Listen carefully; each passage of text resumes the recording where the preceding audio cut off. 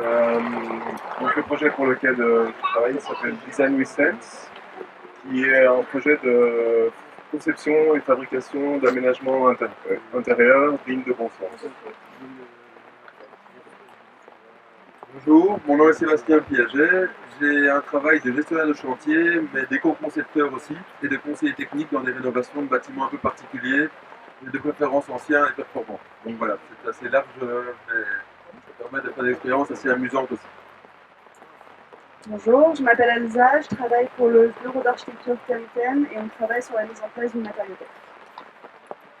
Bonjour, Amandine Cellier, je travaille à Bruxelles Environnement sur le programme régional en économie circulaire, dont notamment on s'occupe pour le secteur de la construction. Bonjour, je suis Gonzalo Marco, je suis un des membres qui a fondé Collectif Baya et j'ai fait mon travail de fin d'études ainsi que mon mémoire sur le potentiel d'emploi d'une filière de matériaux de construction, les stratifier et un projet théorique sur la spatialisation d'un centre de réemploi à Bruxelles. Bonjour, moi c'est Sophie Lemans, je travaille pour HomeGrid, qui est une association qui donne des conseils en rénovation. On conseille les gens sur plein de thématiques différentes et entre autres sur l'économie circulaire, donc le réemploi en construction. Bonjour, Hélène Dubois, je suis une collègue de Sophie France chez HomeGrid.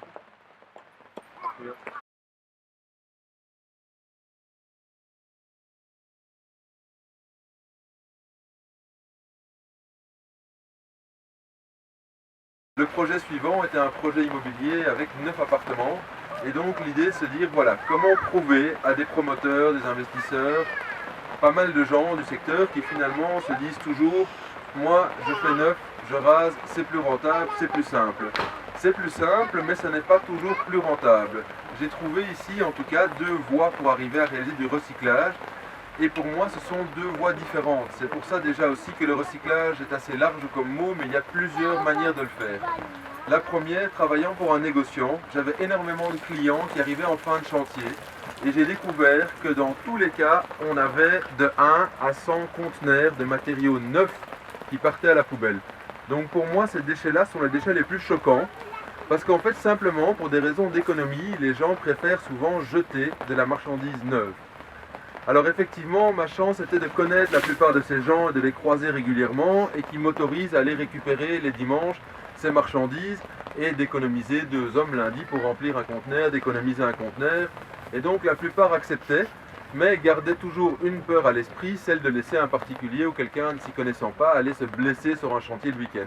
Donc il y a quand même un frein à cet élément-là, mais il y a en même temps, une fois que vous avez une connaissance ou une relation, une ouverture importante, et il y a de ce côté-là une quantité de matière, de marchandises neuves de bonne qualité démesurée sur Bruxelles. Je pense qu'on pourrait construire plusieurs centaines de maisons par an avec des matériaux neufs jetés à la poubelle. Donc cette partie-là était la partie qui m'intéressait moi le plus dans un premier temps, d'aller récupérer toutes ces matières qui allaient être gaspillées. La deuxième partie intéressante, c'est que sur une maison xéloise ancienne qui a plus de 100 ans, on a énormément de matériaux qu'on va devoir démonter pour pouvoir intervenir, réparer, déconstruire des zones, reconstruire d'autres zones. Alors ces matériaux, pour les récupérer, il y a une première chose, il faut les apprécier. Donc il y a quelque part une question qui est difficile, c'est par exemple de savoir quelle est la qualité et l'intérêt des matériaux que vous avez devant vous. Cette chose-là demande de la formation, demande de vous renseigner, demande de vous entourer. Est-ce qu'une vieille poutre en bois est meilleure ou moins bonne qu'une nouvelle ? Première grande question, pour tout le monde, elle est un peu noircie, il y a 4-5 clous dedans, elle est donc moins bonne. Eh bien, en fait, c'est catégoriquement faux, elle est généralement 2 à 3 fois meilleure qu'un nouveau bois. Les bois poussaient moins vite, étaient plus denses, étaient plus durs, étaient mieux traités, étaient mieux séchés, sont plus stables, ont souvent des dimensionnements plus importants et une résistance au feu bien meilleure que les nouveaux. Donc finalement, ces bois sont nettement meilleurs. Malheureusement, il y a moins d'1% d'entre nous qui le sait. Donc le premier problème vient finalement de l'information ou de la formation et de la capacité que vous avez à vous rendre compte de ce que vous avez entre les mains. Une fois que vous le savez, finalement récupérer ces matières, les démonter, les soigner, les poncer, les déclouer, eh bien en fait vous êtes heureux de le faire parce que vous savez que vous avez entre les mains un produit bien meilleur que votre voisin. Donc voilà, il y a effectivement plusieurs approches là-dedans. Il y en a une troisième qui est, j'allais dire, finalement souvent la construction industrielle dans laquelle on fait beaucoup d'ouvrages provisoires. Ces ouvrages sont toutes les fins de semaine jetés, on recommande lundi suivant et on refait une nouvelle passerelle pour aller peindre le mur. Donc pour moi, il y a 3 types de recyclage principaux et ces 3 types sont à appréhender et à comprendre de manière différente et peuvent être gérés chacun à notre échelle. Donc voilà, c'est vraiment décloisonner ces 3 types de recyclage et de matières et finalement de ressources disponibles.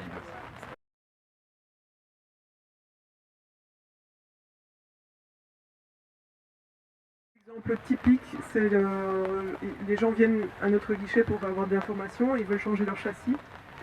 En fait, ils ne se sont même pas posé la question de savoir si les châssis qu'ils ont pourraient être maintenus et améliorés, alors que souvent il y a possibilité de le faire. Et donc ils peuvent venir chez nous, poser des questions. On est une équipe d'une vingtaine de personnes, et donc on peut à la limite même venir sur place pour donner des conseils.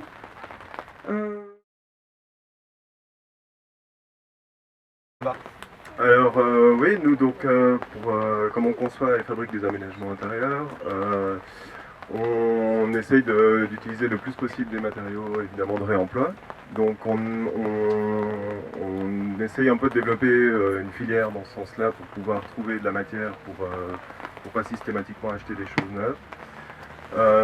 Et donc on fait des fois appel effectivement à un rotor qui eux, c'est une SBL qui déconstruisent des bâtiments qui sont voués à la démolition ou à la transformation. Donc eux ils récupèrent tous les matériaux qui présentent une certaine valeur pour être remis en service dans le secteur de la construction. Donc Rotor, eux, ils déconstruisent beaucoup de choses qui ont une valeur ajoutée, donc soit patrimoniale ou architecturale, donc ce qui ne correspond pas forcément toujours à ce qu'on recherche nous, puisqu'on a tendance nous plutôt à chercher des matériaux de base qui sont abordables, on va dire.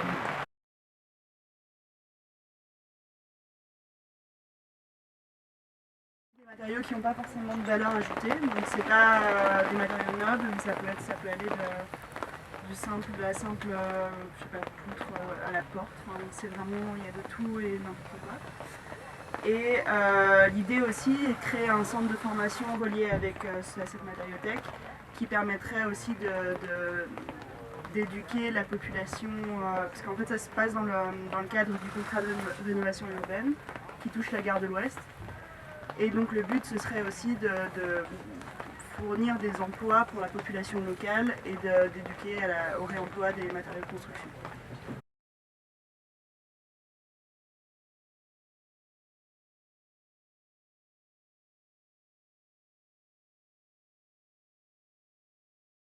En plus, quoi. Il y a aussi le problème du coup de la reverse logistique qui est mise en œuvre par plusieurs entreprises de transport. Ça pourrait marcher pour les chantiers de démolition, mais c'est tout un travail de logistique à mettre en œuvre pour que quelqu'un le prenne en charge. Et du coup, les politiques de mobilité freinent du coup le développement de l'emploi parce qu'on a beaucoup de mal à récolter aussi les revendeurs de réemploi. Eux, ils ont des taxes maintenant à chaque fois qu'ils sortent, ils rentrent qui passent de la capitale, de la région, aux périphéries et vice versa. Et du coup, c'est des coûts qui s'additionnent, en plus des contrôles sur des chantiers de plus en plus accentués. Il faut être réactif quand il y a une démolition, ça se joue dans les 24 heures, 48 heures, les bennes arrivent, ou une semaine, mais en fait, la main d'œuvre, on ne va pas faire un contrat de travail pour ça à chaque fois. Il y a des gens, on les appelle et on improvise. Et en fait, toute cette dynamique de beaucoup d'entreprises familiales, surtout, un peu en périphérie, en Wallonie surtout, et en Flandre, ont dû cesser leur activité d'entreprise de démolition parce que c'est devenu beaucoup trop compliqué. Niveau administratif, juridique, les contrats, le contrôle, les coûts de logistique, les embouteillages qui accompagnent. La première, 99,99% des fournisseurs de matériaux venaient des camions de 12 à 15 tonnes livrés en ville. Aucun d'eux ne repart avec de la matière. Tous ces camions font 50% de leur trajet à vide. C'est, excusez-moi, un scandale, parce que soit des déchets pourraient être évacués par ces camions, soit des fins de stock, soit des fins de chantier, soit des matériaux de démontage intéressants. Donc en réalité, en fait, les transports sont là, les déplacements sont là, les véhicules sont là, Ils sont disponibles, leur carburant est payé, leur chauffeur est payé et on n'en fait rien. Donc je pense qu'il y a au niveau des négociants un travail très important parce que eux en fait ont le moyen de transport disponible et le coût principal de récupération d'un matériel, c'est son transport. C'est d'ailleurs le cas, effectivement, l'exemple de Rotor est très intéressant, mais ils ne savent travailler que sur 5% des produits, qui sont des produits à très grande valeur ajoutée. Malheureusement, on a eu le cas, j'ai eu le débat avec eux, toutes des poutres et en fait des briques, 2/3 des éléments qui constituent une maison, ne sont pas récupérables par Rotor parce qu'il y a un déplacement, un stockage, un tri. Et donc, eux ne peuvent se concentrer que sur les produits à haute valeur ajoutée, et à ce moment-là, envoyer une équipe pour la récupérer. Un autre élément, quelque part, on parlait de timing. Dans toutes les communes de Bruxelles, il faut le savoir aujourd'hui, avoir un permis prend au moins 1 an. Et j'allais dire, c'est là que le rôle, j'allais dire de mes collègues, mais c'est pas tout à fait ça, excusez-moi, des conseillers, devient intéressant. C'est-à-dire qu'au moment où le bâtiment est introduit en permis, c'est le moment auquel il faut aller sur place, examiner les matériaux, les évaluer et les mettre en ligne dans une banque de données.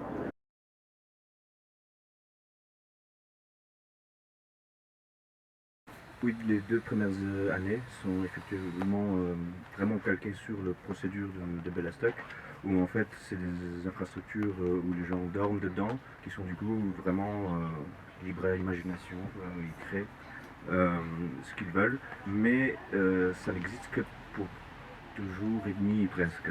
Et en fait il y a une perte énorme de l'énergie qui est mobilisée en termes d'organisation, de récupération de matériaux, d'inventaire, de machinerie, tout ça. Et on a trouvé ça un peu un gaspillage dans la procédure même du déroulement du festival. Et du coup, on a essayé de faire en sorte que tout ce qui sera construit sera au mieux durable dans le sens où ça restera et ça servira à quelqu'un. Ce sera utile. Et pas avoir une sorte d'événements un peu festifs, une animation, on va clouer pendant 4 jours. Non, on va faire quelque chose avec des gens, pour des gens, et il y a une communication qui se met du coup en œuvre avec les habitants du quartier, les SBL qui travaillent ici sur place.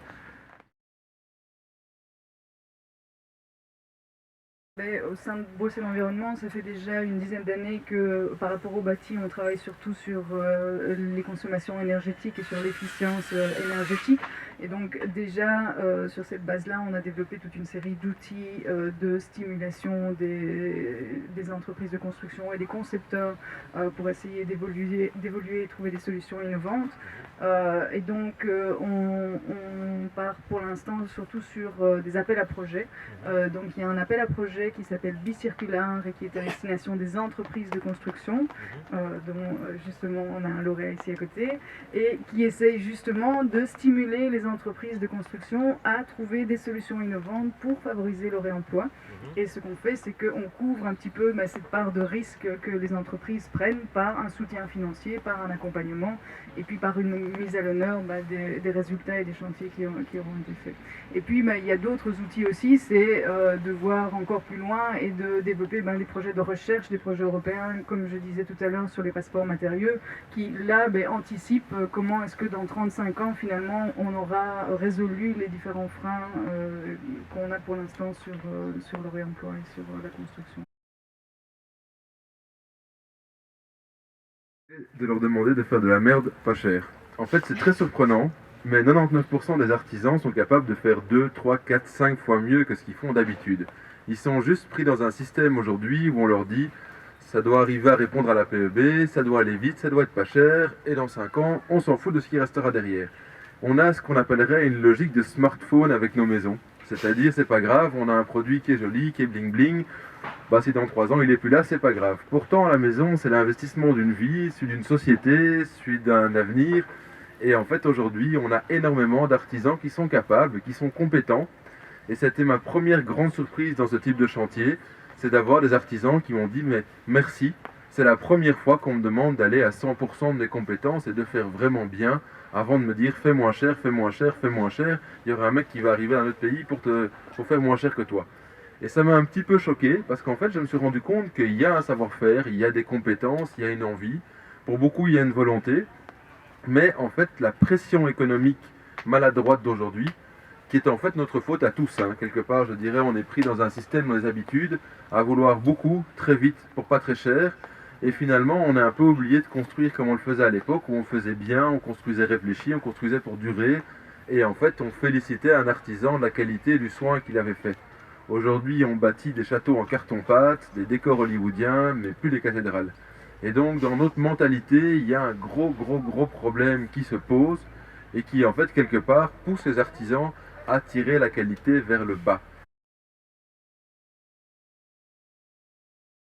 Personnellement, je trouve dans les études actuellement, en tout cas de mon point de vue, il y a un grand manque de connaissances techniques de construction.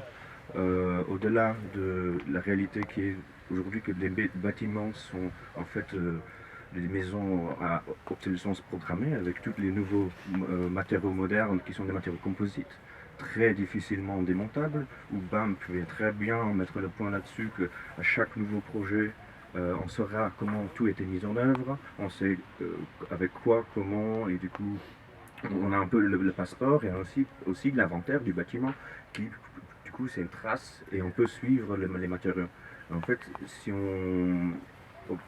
l'architecte, nous, au lieu de nous donner une base de prescripteurs, ce que sera notre rôle, c'est de prescrire dans le cahier de charge des matériaux, on nous forme plutôt à l'architecte concepteur, celui qui joue avec les proportions et les dimensions, sachant qu'avec l'industrialisation du bâti, de la construction et la disparition d'ouvriers qualifiés, on répartit, on sectionne tout en fait. C'est comme monter une voiture, c'est des postes précis et on fait qu'un acte mais on ne sait pas à quoi il sert.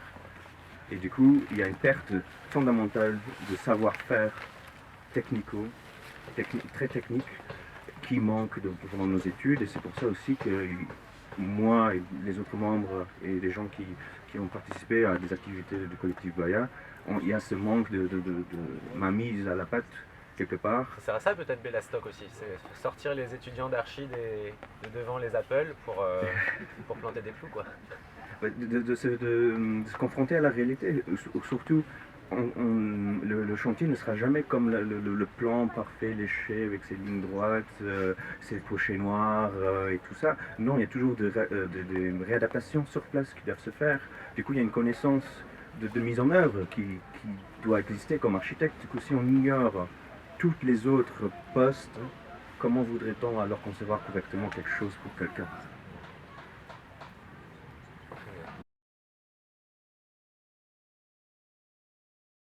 Qui est menée avec des étudiants architectes de la Cambre et justement des étudiants, des maçons, des plombiers, des plafonneurs et des menuisiers pour justement que dès leurs études, ils rencontrent un peu les différents corps de métier. Donc c'est un projet qui était d'abord un concours d'un module passif et puis maintenant qui s'appelle le module, qui est en fait la construction d'un petit bâtiment qui est modulaire, qui est démontable et avec un choix de matériaux durables, etc. Et donc c'est un concours au sein des écoles d'architecture. Ils montent des équipes avec des étudiants d'architecture, mais aussi des étudiants qui apprennent les métiers de la construction et ils conçoivent ensemble un petit bâtiment que par la suite ils vont construire eux-mêmes. Et donc là, je trouve que c'était très intéressant comme dynamique parce qu'effectivement, dans le cadre de leurs études d'architecture, ils ont eu l'occasion effectivement de mettre la main à la pâte et puis de rencontrer un petit peu les autres métiers et de comprendre les réalités un petit peu des autres. J'allais dire, certains jouets, une voiture ou quoi, on sait que dans 3 ans ça a changé. Donc quelque part, on peut comprendre cette erreur qu'on fait tous. Maintenant, votre maison, vous l'achetez souvent pour une vie, alors faire l'erreur de prendre un produit qui va durer 3 ans en bon état, quand on a investi pour une vie, oui, il y a quelque chose de choquant, problématique dedans. Actuel, je prendrai l'exemple d'un bloc Itang avec une couche de PUC et un crépi comme on fait un peu trop souvent malheureusement, et un produit de ce type-là, il n'est pas plus de 5%. Par contre, dans le long terme, l'autre bâtiment aura des pathologies en termes d'humidité, de respiration, d'inconfort, des déchets, va amener une série de conséquences qui font que sur le long terme, il va coûter 3 à 5 fois plus cher que le mien. parce qu'il y aura une maintenance démesurée, il y aura un confort beaucoup moins grand, il y aura beaucoup plus de déchets qui seront quelque part, je ne vais pas dire dégoûtants, mais enfin c'est un avis personnel, à la fin. Aujourd'hui, malheureusement, et c'est quelque chose qui me rend très très triste, c'est que je vois beaucoup de gens, et même dans les investisseurs ou dans les gens qui vont acheter leur maison, qui ont une vue à trop court terme. Et finalement, ils se retrouvent avec des biens qui demandent finalement beaucoup plus d'efforts de maintenance, beaucoup plus d'entretien, qui ont une longévité beaucoup moins importante. On a su construire des maisons pour 200 ans par le passé. Alors j'ai du mal à comprendre pourquoi aujourd'hui on a des maisons qui après 10 ans sont dans des états aussi pitoyables. Il y a un problème qui se pose et malheureusement en fait les gens ne se rendent pas suffisamment compte et ne réfléchissent pas suffisamment avant. Parce que débourser 200 000 € pour une maison qui dans 10 ans sera vétuste, obsolète et pas confortable, c'est vraiment triste si pour 210 vous en avez une qui est très très bonne et que vos enfants vous diront merci en la récupérant. Donc voilà, là pour moi il y a quand même une question qui se pose et je pense que cette question elle vient en grande partie de notre éducation. Et je crois que de manière générale dans l'éducation, il va falloir faire un tournant dans ce sens-là aussi pour apprendre à faire prendre conscience aux gens finalement que jeter leur argent dans des produits très court terme, ça enrichit 1% de la population et ça en appauvrit 99%. Mais nous faisons partie des 99% de pigeons qui vont enrichir le pourcent qui est très content de nous revendre tous les 10 ans de nouvelles maisons. Voilà, mais aujourd'hui notre système est axé comme ça, on est manipulé dans ce sens-là, on est formé dans ce sens-là, on est éduqué dans ce sens-là. Et si on ne change pas ça, je dirais que 99% des gens resteront les pigeons et les victimes du pourcent qui a le contrôle sur la communication et sur d'autres choses dans ce monde.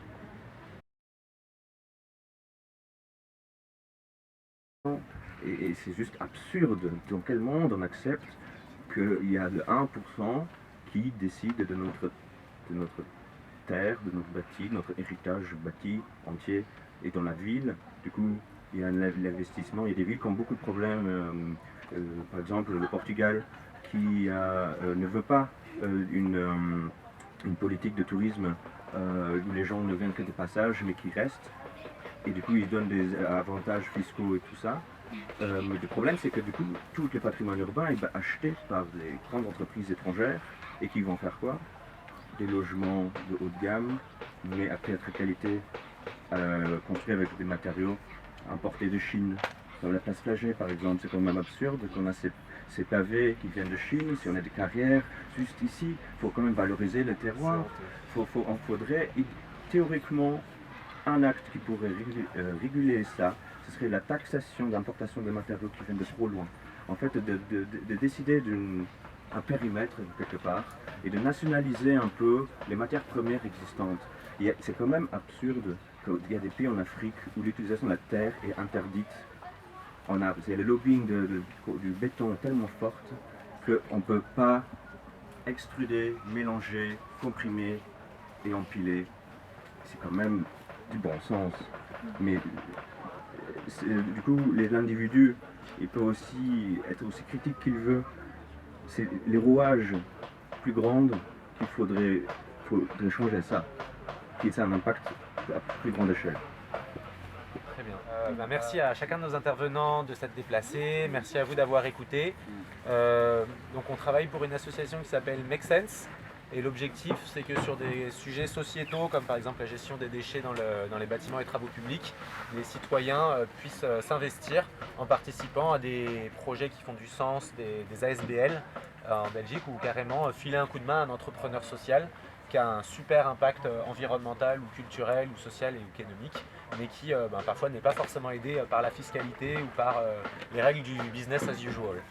Donc n'hésitez pas, si vous avez du temps libre, à venir me contacter. Voilà. Merci et à bientôt.